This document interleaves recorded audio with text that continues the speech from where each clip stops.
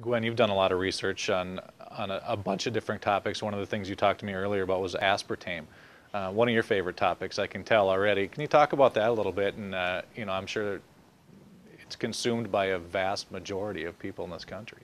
That's right, and it really surprises me still to this day the number of people that don't know anything about the dangers of aspartame. But when I was researching for my book, I found just a tidbit that I felt like I had to share with everybody, even though it was kind of off subject, you know, a little bit.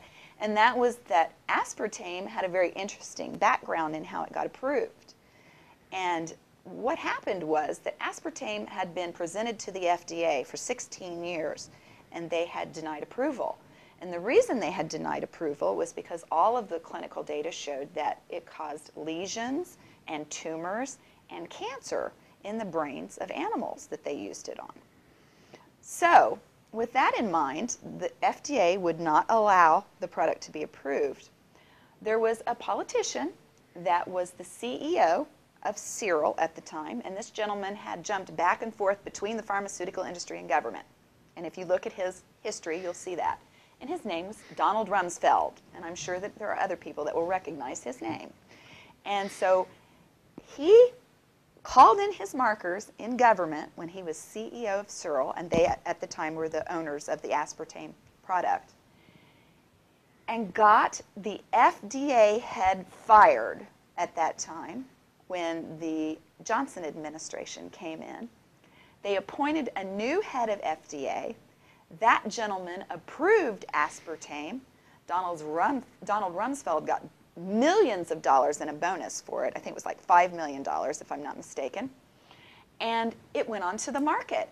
And as soon as the product went onto the market, the new head of the FDA resigned and became chief counsel for Cyril, the makers of aspartame.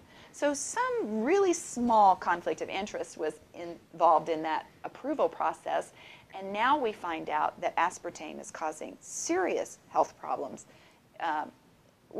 well, you were drinking a diet soda earlier, and you weren't aware of it. And that's what I'm saying. It's causing serious problems with highly educated people that generally know about these kind of dangers, and they're just totally unaware of this issue. So why is that still on the market? And will why because people are buying it by the gallons, well, right? how many people do you know that drink soda instead of water and instead of milk or instead of juice or in any other beverage?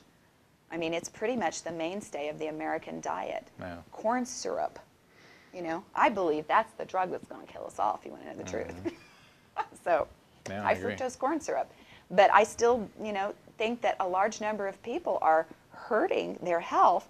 They develop Alzheimer's symptoms, and they don't realize that it's, you know, aspartame toxicity, anxiety issues, cancer, tumors. I mean, you just go on and on and on. Again, do your own due diligence, and I bet you won't be popping a tab on another one.